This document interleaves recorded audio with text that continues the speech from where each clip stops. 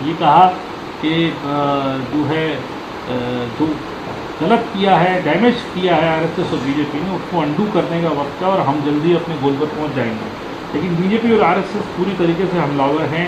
RSS कह रही है कि इनके फादर ग्रैंडफादर हमेशा आरएसएस को रोकने की कोशिश करते रहे, उनके खिलाफ नफरत फैलाते रहे, लेकिन जनता का सपोर्ट मिलता रहा और आरएसएस आगे बढ़ती रही। वहीं संबित पात्रा कह रहे हैं ये भारत तोड़ो यात्रा है, आग लगाओ यात्रा है, इस फोटो को तुरंत हटाना चाहिए। आग लगाने और भारत को तोड़ने के लिए जितनी यात्राएं भी निकाली गई हैं और जिन्होंने नुकसान किया है वो सब बीजेपी के आह्वान पर निकाली गई और उसके पीछे हमेशा आरएसएस का हाथ रहा है।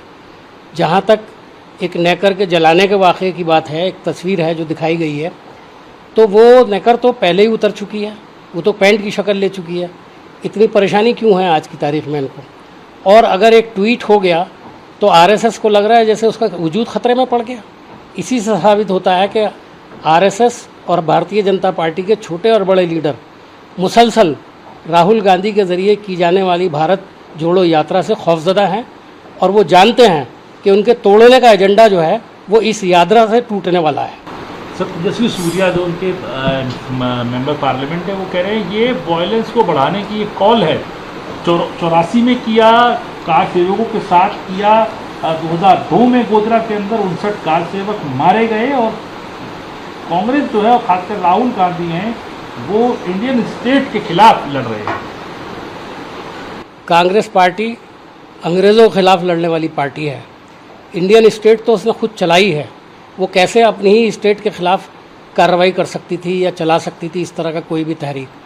भारतीय जनता पार्टी की सरकार ने जिस तरह देश को बांटने का काम किया है उसको तोड़ने के लिए ज़रूर ये जोड़ो यात्रा निकली है और हम लोगों को जोड़ रहे हैं। तोड़ने का काम भारतीय जनता पार्टी करती है और ये सारा देश जानता है, पूरी दुनिया जानती है। सर, अजीत पवार कह रहे हैं कि ये यूपीए की यात्रा नहीं, कांग्रेस की यात्रा है।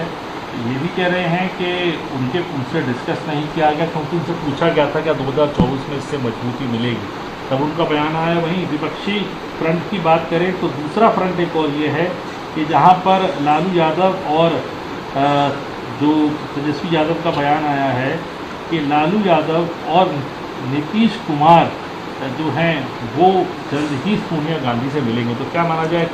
देखिए, ये प्रक्रिया जो पहले से भी चलती आई है और हर इलेक्शन से पहले कुछ अरसे पहले ये सब एक तरह का एक ज़रूरी एक कोशिश होती है सारी पार्टियों की कि वो इकट्ठे होकर के चुनाव लड़ें। और जहाँ तक यात्रा का सवाल है, जाहिर है कि ये कांग्रेस की यात्रा है, कांग्रेस को मजबूत करने के लिए और देश को मजबूत करने के लिए और जोड़ने के लिए निकले हैं।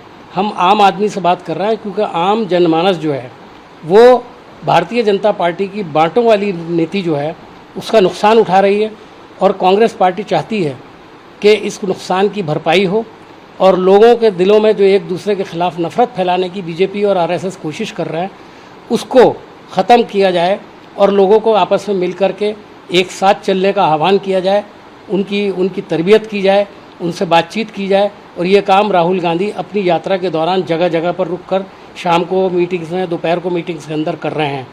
मैं सिर्फ इतना कहना चाहता हूँ कि भारतीय जनता पार्टी को इतना हताश नहीं होना चाहिए।